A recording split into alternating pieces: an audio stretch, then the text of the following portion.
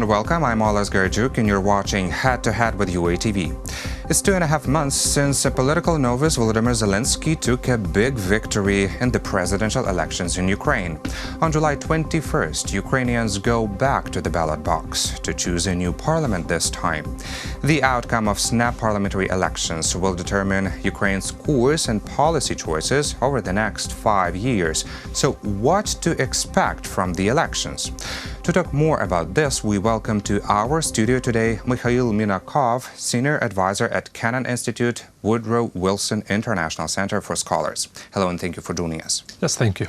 So I have the latest survey conducted by the Kyiv Institute of Sociology, which says that among responders who will definitely participate in the elections, so they will come to the polling station and who have already made their choice, the Servant of the People Party would garner 52.3% of votes, whereas Opposition Platform for Life would garner a little over 10%, European Solidarity almost 8%, but Batkivshchina almost 6%, Strength and Honor a little above than 5%, and Holos Party would gather only 4%, which is not enough to enter the parliament because the threshold is 5%. So Zelensky's popularity is still strong.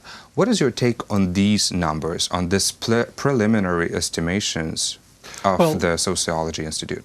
Well, Oles, if you look at the change of the popular sympathies in recent couple of months, you definitely see that the new president and his political group are very popular. However, if you pay attention to the sociological group rating polls, who are done almost every week, you can literally see the oscillation. So between 41 and 50%, the presidential party is kind of moving between these two figures. When the Kyiv Institute of Sociology comes into the picture, it's quite unexpected that it's above 50%. So I think the more or less balanced figure would be between 45 and 50. Mm-hmm. But still a strong result. Yeah, exactly. So in the party voting, he may actually end up with the majority. In the parliament. Right. That would be an ideal environment for him. Exactly. But also let's pay attention who are going there in the majoritarian part, so in the single mandate regions. There, the presidential party is not doing that well. Of course, I was just going around Ukraine, in southern Ukraine, in oblasts, and in the northern oblasts, and I saw that just being promoted by presidential party adds to a candidate 15 to 20%. So usually the majoritarian candidates start with a good electoral support. However, they usually end up with smaller numbers. I think the selection process of young and incompetent candidates didn't lead to a strong presence in the competition in the regions. If we pay attention to another party, a new party that comes with Sviatoslav Vakarchuk, Holos. Yeah, Holos. Yeah, exactly. The figure that Kyiv Institute of Sociology provided us with looks also unexpected. It's too low because the sociological group rating polls give them about 6 to 7%. 6 to 7%. Right. Mm-hmm. So then they would enter the parliament eventually. Yeah, it looks like Holos is between 7 and 5. And also the institute itself was saying that taking into account this mistake of the poll. The error, margin error. The margin error. So probably Holos stands a chance to enter the parliament. But still, there was this narrative that Ukrainian people need new MPs, need new people to come to power and enter the building of the Verkhovna Rada, right? Take the mandate. Right. So basically, that was the trend, and that was the reason why Volodymyr Zelensky won his presidential runoff. And then everyone was expected that these 3 months wouldn't really change the mood of the whole population, right? 40 million people is not really easy to change. But at the same time, we see that, yes, servant of the people, this is the majority, 50%, probably 50% of MPs are going to be new, and then probably Holos might enter, might not. But then the other 50, the rest, are the same political figures of the old regimes. So we do see opposition party for life. We do know the narrative and the priorities of this political party. We do see Batkyvshina with Yulia Tymoshenko always somehow reviving like a phoenix. Right. And right, and then European solidarity with the former President Petro Poroshenko will be also present. Yes, as he promised, he's going to be a strong opposition to the current president. Right. Well, if we look at this party competition, there we definitely see that today's Ukrainian power elites are split into a new types of cleavage. So basically, as you said, there is the old groups, or the old regimes, as you said. These are two different groups of elites, and it was a long trend starting in Kuchma era, when we have orange versus blue ones, right? Yes, blue-whites. Separation. Right. And this cleavage is still in place. So the Poroshenko versus Yanukovych guys, they are still here, and they also see some electoral support. But we definitely see a new elites group coming into the picture, new faces, as you say. And these new faces are incompetent. They didn't go through a process when, in order to become a member of a power elite group, you would show your leadership, your competence, your loyalty to the country in certain junior positions, somewhere in self-governance, for example, as a mayor or as a governor. So career paths should be structured.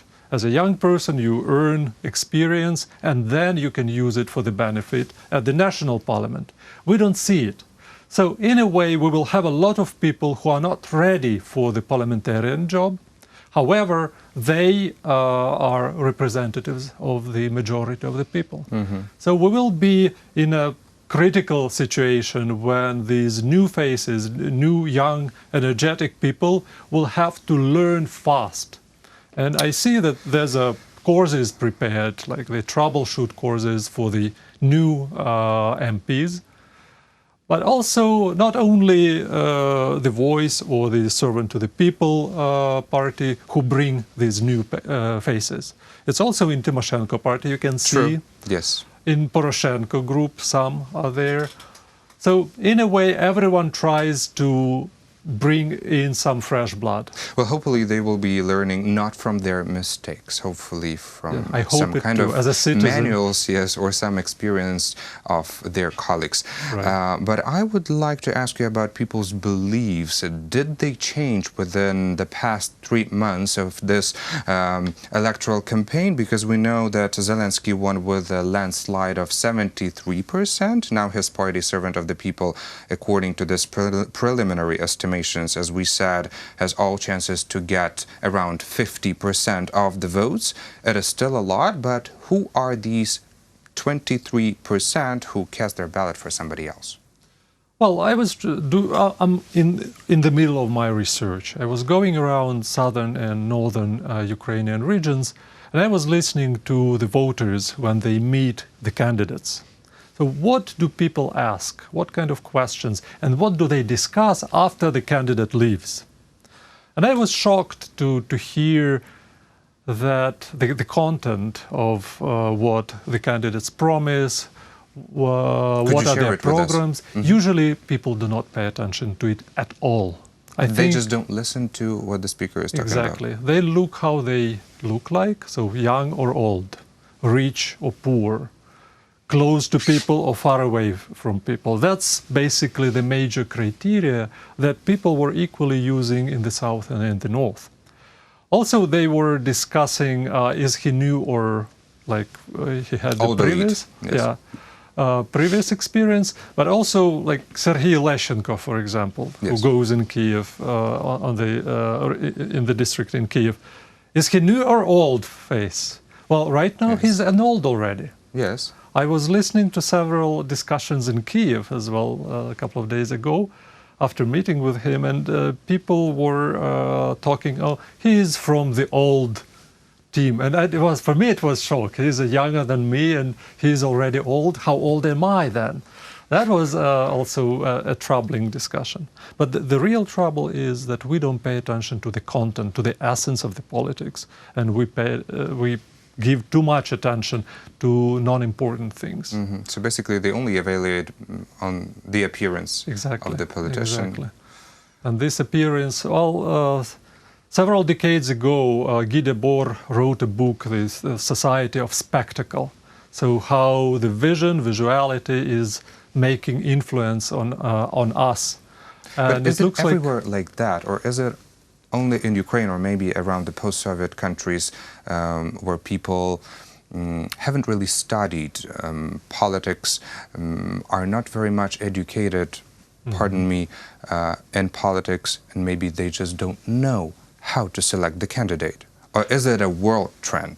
Well, it's actually the world trend when we see that visualized ideology is becoming stronger and stronger in old democracies and in new democracies, in old authoritarianisms or in new authoritarian countries. If we're talking about visual ideology, let's talk about celebrities joining political parties, joining, well, willing to become members of the parliament. This year, this is very unusual and unprecedented situation for Ukraine, because usually Ukrainian show business was kind of standing aside of all the politics, and it was impossible to somehow join them and pull them into this process, only maybe to pay for this some kind of concert, which would be a part of election campaign. Exactly. And now we do see a lot of showmen, a lot of comedians, a lot of singers. They are joining different political parties. What is your take on that? What is your take on their competence, and what is your take, well, does this benefit these parties a lot? I mean, do people follow the bright images, the famous persons, TV persons, right? Trusting that these ones would really bring a change, even not knowing if they're competent enough? Well, you just have used the right term, trust, right? For a long time, intellectuals, liberals like me, left or conservatives, for a long time we were alarmingly saying that, oh, look, the trust in public institutions in Ukraine is going down. Extremely low, right? So this winter there were assessments of the Ukrainians' trust in public institutions, parliament, court, or government. Everything was below 10%.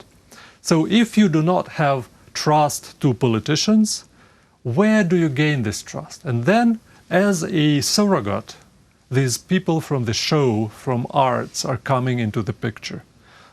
Basically, I was sure that the phenomenon of Zelensky is connected to the Quartal 95 show. Yeah, to this almost studio. 15 years or 16 years, the show was the major source of information about politics for rank-and-file Ukrainians. Entire generation grew up and became citizens by taking this stance and this type of information from Zelensky. So in a way, he was the person whom they trusted. And it looks because he was criticizing the yes, exactly, politics. or making parodies. Yes. So it was political satire, and Zelensky turned out to be the trustworthy showman who could be a politician.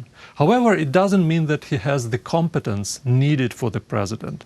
Ukraine is in a very difficult situation, and it needs a wise person to guide.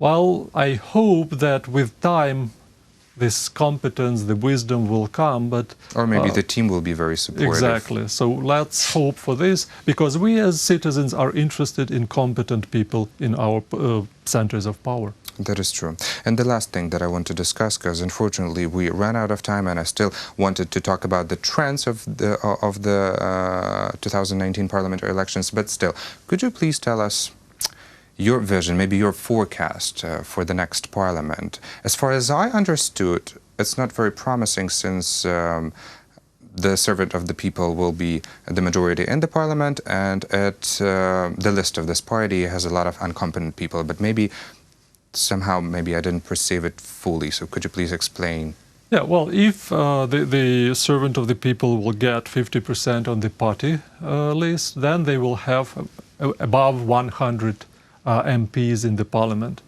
In order to create a coalition, you need 226 or even more, which means they will definitely talk to majoritarian single mandate candidates and to several other parties. Which represent the old-style elite. Probably, yes. That will mean a lot of conflict, a lot of heated discussions. Exactly. Oh my God. But also, if we talk about Holos or servant of the people, these are non-parties. These are party lists with people who came on this list just several weeks ago. True. And they do not represent a real party. So will they stay united? Do they believe in the same thing? I'm sure that the issues about corruption, how to deal with corruption, will split them. How to deal with the peace and war in Donbass, it will split them. So in a way, we may see formal coalition, which will then need a lot of internal dialogue. And which is probably a good thing. So far, the previous parliament was not really inclined for the national dialogue. It was the rule of majority with a minimum of dialogue.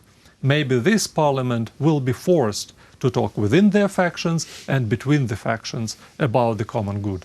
Well, it will be interesting to see the outcomes of these elections after July 21st. Hopefully not upsetting. Thank you so much for your comments and thank you for being a guest today in the studio. Thank you for inviting me.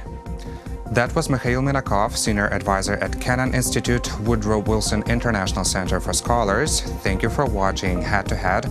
I'm Ola Skarjuk. Goodbye.